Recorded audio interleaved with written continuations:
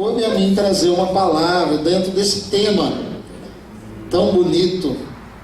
Vós sois a luz do mundo. E eu, então, para falar de luz, quero começar do começo. Começar bem do início, lá em Gênesis. Em Gênesis capítulo 1, versículo de 3 a 5, se você quiser achar. Quando é contada a história da criação da terra, dos céus, do universo, em que Deus vai dando suas ordens com a sua palavra de poder e as coisas vão acontecendo. E no versículo 3, então, diz assim: disse Deus, haja luz, e houve luz. Eu até sempre digo que eu não brigo, não discuto com a ciência. Embora a ciência diz que houve um Big Bang, né? Uma grande explosão que formou todas as coisas. Para mim isso não me afeta em nada, porque eu fico pensando assim: Deus disse, haja luz, e houve a explosão. Né? Porque uma explosão não aparece do nada, tem que ter um causador. E Deus disse, haja luz, e a Bíblia simplesmente conclui, e houve luz. Amém. Antes, trevas, escuridão. Antes, confusão, caos. Mas Deus então diz, haja luz, e houve luz. E a Bíblia diz, e viu Deus que a luz era boa, e fez separação entre a luz e as trevas. Chamou Deus a luz dia e as trevas noite. Deus viu aquela confusão, viu aquela escuridão e resolveu, vou colocar ordem nas coisas. E começou fazendo isso. Separou trevas de luz. Fez separação entre as duas coisas. E quando ele fez a luz, ele viu que a luz era boa. E aí ele separou das trevas, porque trevas e luz não combinam. Trevas e luz não se misturam. Elas não podem estar no mesmo lugar ao mesmo tempo. Ou a trevas ou a luz. E aí a luz ele chamou dia, e as trevas ele chamou noite. Começou a organizar as coisas. Deus gosta de ordem. Amém. Então ele organizou o universo de uma forma que ele funciona perfeitamente. Perfeitamente. Cada coisa no seu lugar, com a sua função. Cada coisa funcionando de forma que Deus indicou. Quem bagunçou tudo isso foi o homem. O homem que foi colocado como administrador de toda a natureza, da terra, do jardim, para que ele tomasse conta, com o seu egoísmo, com o seu pecado, afastou-se de Deus e passou a cumprir mal essa sua função de administrador da terra, por causa dos seus interesses egoístas. Passou a explorar a terra, em vez de cuidar dela, e criou desordem, confusão, caos, escuridão, trevas. Complicou seus relacionamentos, prejudicou o seu relacionamento com Deus, com o Pai, que vinha todos os dias na virada do dia para ter comunhão, para conversar com Adão.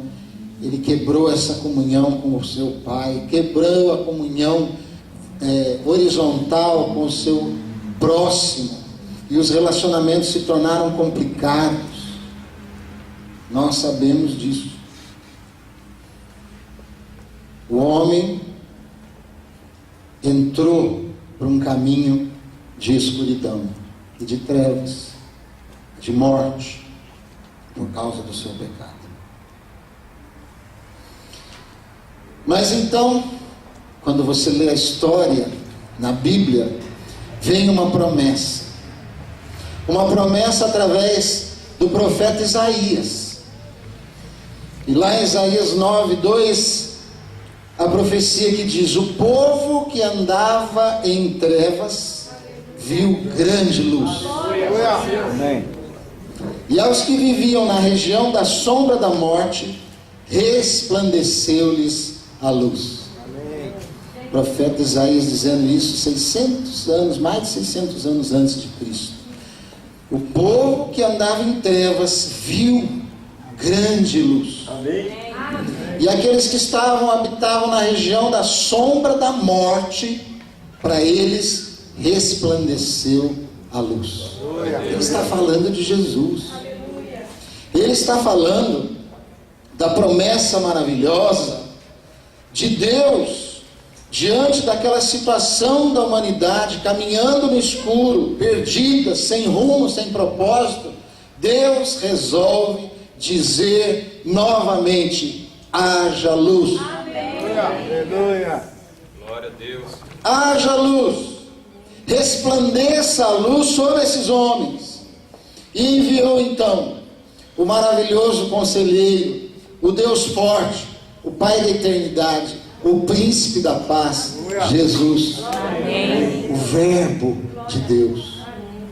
Foi a ação de Deus em direção ao homem, a ação de Deus para colocar ordem novamente na vida do homem, que agora estava num caos, que estava numa escuridão. Deus resolve dizer para a vida desse ser humano, dessa criatura a quem ele amava tanto: haja luz.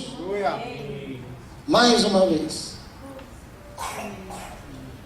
Então, se nós vamos lá para João capítulo 1, ele diz assim: no princípio era o verbo, e o verbo estava com Deus, e o verbo era Deus. Ele estava no princípio com Deus. Todas as coisas foram feitas por intermédio dele, e sem ele nada do que foi feito se fez. Está falando de Jesus, o verbo de Deus, a ação de Deus. E preste atenção agora, ele diz: a vida estava nele, e a vida era a luz dos homens. A vida era a luz dos homens. A luz resplandece nas trevas, e as trevas não prevaleceram contra ela. Jesus vem como luz para o mundo. Jesus vem para iluminar o nosso caminho. Jesus vem para vencer as trevas na nossa vida. Jesus vem para vencer as situações de relacionamentos quebrados com Deus e com o nosso próximo. Jesus vem para dar ordem na nossa vida. Jesus vem para iluminar o nosso coração, a nossa mente. Jesus vem como luz para o mundo, resplandecendo nas trevas, e as trevas não prevalecem contra elas. Se Jesus chegar na sua vida como luz, todas as trevas serão dissipadas. Porque, como eu já disse, trevas e luz não combinam, não ficam. E se você está na noite, se você é uma pessoa da noite, como a própria Bíblia fala, você se tornará uma pessoa do dia, uma pessoa da luz. Amém. Uma pessoa para resplandecer nas trevas também. E João Batista, que veio como testemunha da luz, como testemunha de Jesus, diz o texto: ele não era luz, falando de João Batista, mas veio para que testificasse da luz, a saber, a verdadeira luz, que vindo ao mundo ilumina todo homem. Jesus vem iluminar a todo homem. Jesus é a verdadeira luz. Ele é a luz verdadeira que é capaz de iluminar o homem, dar-lhe razão para viver, organizar novamente a sua vida, dar-lhe uma direção. A luz serve para mostrar o caminho, para tirar toda a insegurança. E em João 8,12, Jesus mesmo disse: eu sou a luz do mundo. Quem me segue, você segue Jesus? Eu sou a luz do mundo, quem me segue não andará em trevas. Quem me segue não andará em trevas. Aleluia. Pelo contrário, terá a luz da vida. Lembram-se de Paulo, ou de Saulo, melhor dizendo. Ele era um homem perdido no seu zelo pela sua religião. Era um homem cruel. Um homem que achava que estava fazendo tudo certo, fazendo tudo errado. Ele mesmo deu testemunho disso. Ele perseguia os cristãos e onde ele os achava, ele os arrastava para a prisão e até para a morte, consentia na morte deles. Paulo aparece na Bíblia a primeira vez consentindo na morte de Estevão. Paulo era um homem assim, vivia na escuridão do seu engano, achando que estava agradando a Deus e lutando contra o próprio Deus. E lá vai Paulo, na estrada de Damasco, levando cartas para prender os cristãos, para colocá-los na cadeia, para arrastá-los até para a morte. Lá está Paulo indo, no seu zelo, no seu engano, na sua escuridão espiritual. E de repente, uma luz intensa, uma grande luz, aparece na estrada para ele e o derruba do seu cavalo. Vai Paulo para a terra, para o pó da terra, cai de rosto em terra, suja o seu rosto. E quando ele se levanta, uma voz diz: Saulo, Saulo, por que me persegue? Saulo havia encontrado a verdadeira luz, o próprio Jesus, a luz do mundo que veio para iluminar a sua vida, como veio para iluminar a vida de cada um de nós.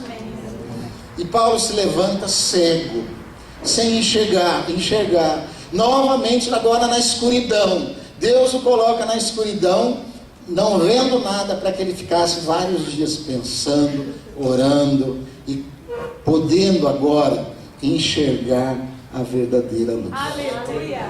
Glória a Deus. Às vezes nós estamos tão distraídos, com os nossos olhos abertos, vendo as coisas do mundo. Hoje falamos da concupiscência dos olhos com os jovens, né? Às vezes estamos tão distraídos com essas coisas do mundo que não conseguimos enxergar as verdades e a verdadeira luz que está na nossa vida. E Paulo então se levanta e sabe no que ele é transformado, sabe no que Jesus fez ele se tornar. Jesus diz: você, Paulo, será para mim luz para os gentios. Você vai ser luz, Paulo. Você vai ser luz para os gentios. As pessoas vão ver a verdadeira luz. As pessoas vão conhecer a Jesus. As pessoas vão ter a sua vida iluminada através da sua vida. Não sem sofrimento. Não só na prosperidade. Mas você vai ser luz para os gentios. Nós somos como Paulo. Somos pecadores como ele. Bilão falou disso ontem. Andamos também na escuridão da nossa própria vontade.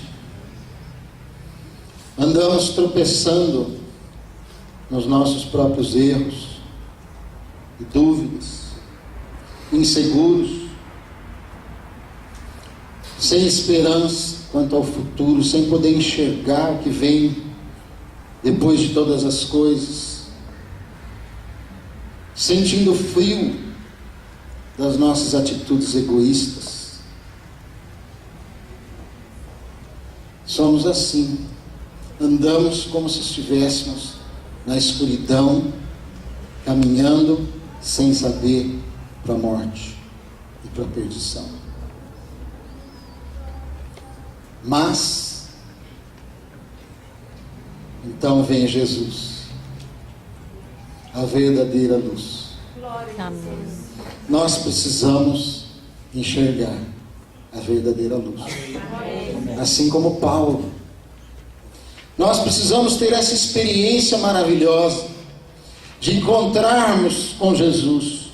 Porque aí Ele traz a luz da sua vontade. Ele traz os seus planos para nós. Ele nos aponta a direção, nos dá segurança, nos tira toda dúvida, nos dá a esperança da sua volta e a certeza de que um dia viveremos para sempre com Ele. Aliás, num lugar que não vai ter mais sol, nem vai precisar de luz, porque Ele mesmo vai estar brilhando, iluminando todas as coisas. Que esperança maravilhosa! Jesus nos ilumina de tal forma que, como fez com Paulo, Ele quer transferir para nós a tarefa de sermos luz para esse mundo. Por isso que um dia, depois de ter dito uma vez, enquanto estou no mundo, sou a luz do mundo, Ele diz, vós sois a luz do mundo. Vós sois a luz do mundo. Não sou eu mais. Vocês são a luz do mundo. Diga para o seu companheiro aí do lado, você é a luz do mundo. Você é a luz do mundo. Você é a luz do mundo. Ele não diz vocês serão a luz do mundo, ou vocês precisam ser a luz do mundo, ou vocês devem ser a luz do mundo. Ele diz vocês são a luz. Amém. Você crê nisso, irmão? Amém. Amém. Você é a luz do mundo? Amém. Mas olha, preste bem atenção no que eu vou dizer. Somos a luz do mundo.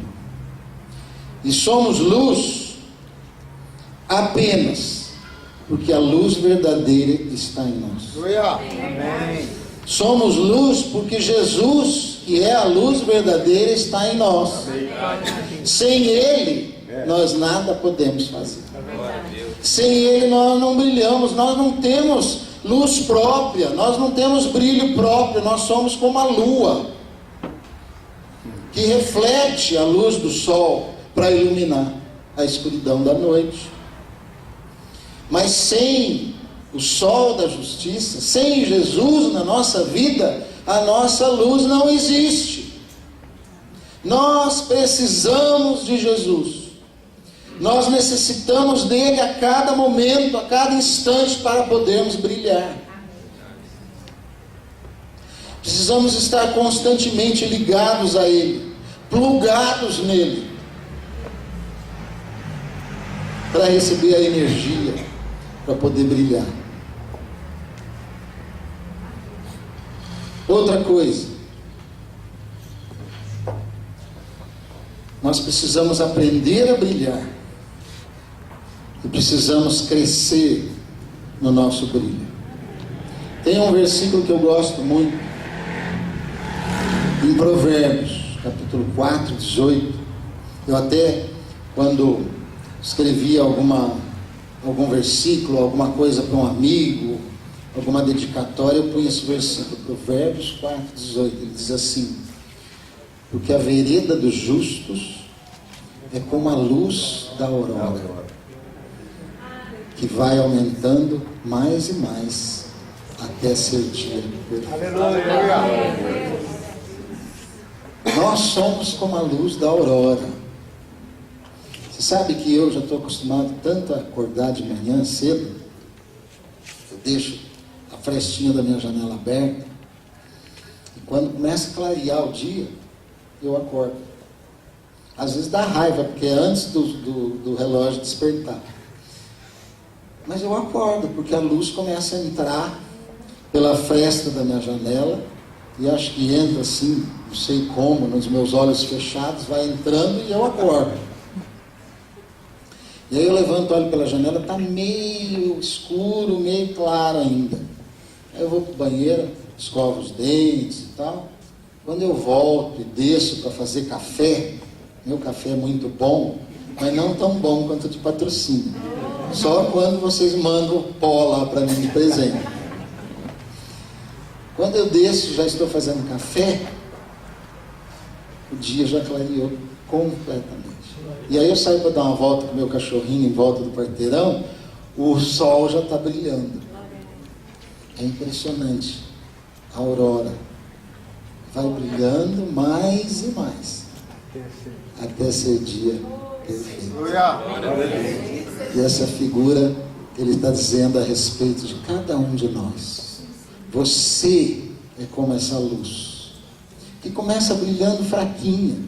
Quando Jesus entra na sua vida, ele acende uma vela. Uma pequena vela. Mas uma vela no escuro brilha, ilumina. Ilumina até que bem. Até bastante. Mas ela pode melhorar muito mais.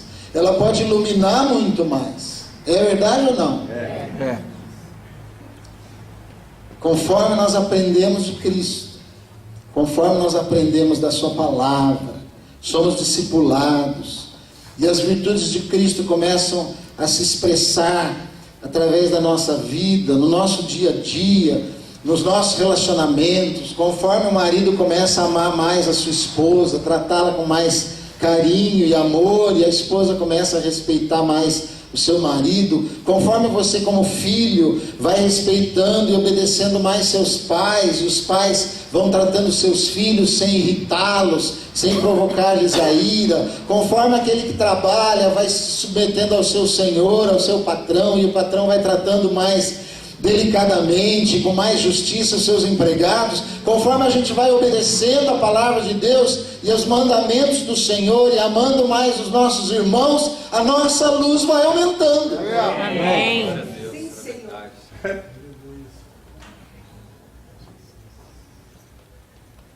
E a nossa influência naquelas pessoas que nos cercam se torna mais forte. E nós atraímos, começamos a atrair as pessoas até a luz.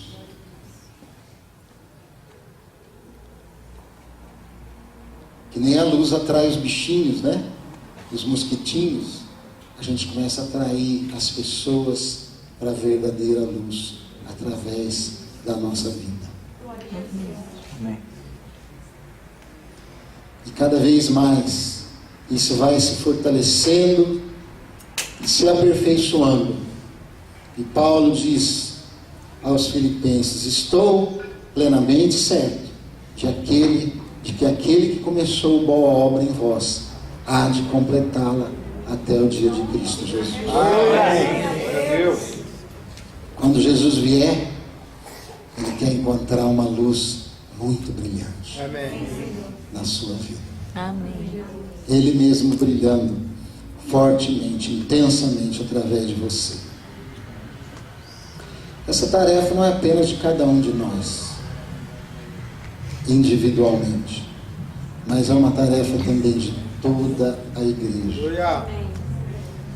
De toda a igreja.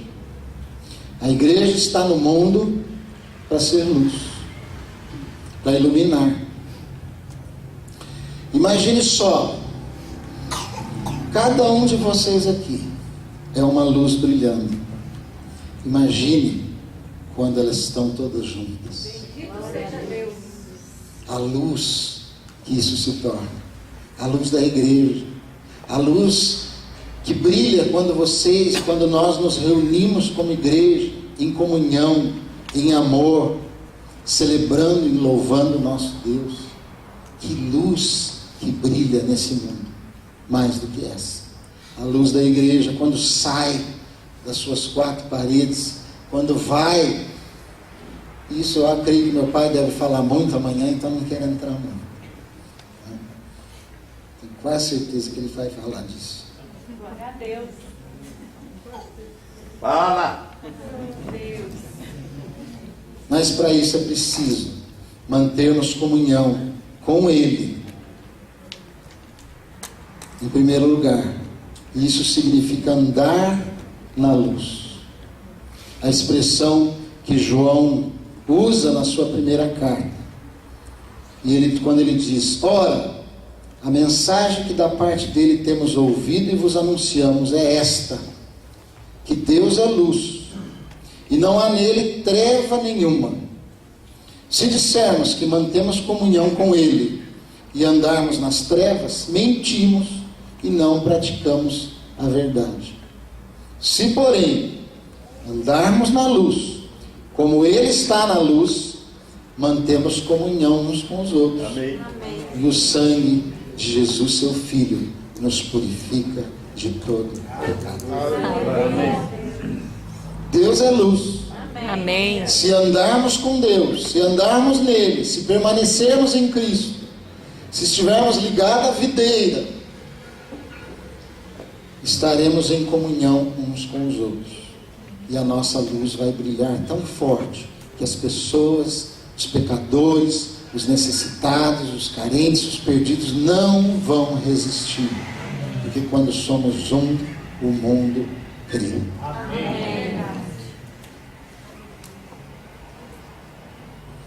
Essa igreja, irmãos, vocês, essa congregação, tem sido luz em Patrocínio.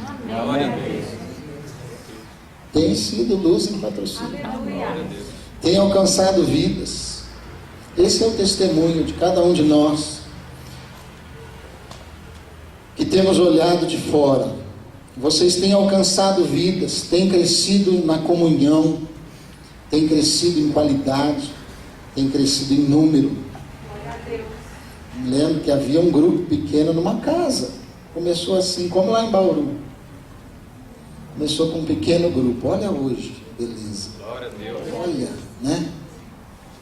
A luz de Cristo brilhando. E eu acho tão bonito e importante, e louvo vocês por isso, que comemoram os 30 anos de luz que vocês têm brilhado aqui, lembrando da história, lembrando daqueles que brilharam antes de vocês, daqueles que foram luz antes de vocês, daquelas luzes que brilharam no começo e perseveraram, não sem luta, não sem esforço, sempre com oração, com dedicação, ligados ao Pai, sendo abençoados por Deus, daqueles que vieram antes de vocês. E é tão importante que tenhamos consciência de que a obra é de Deus. Amém. A obra não é nossa. É verdade.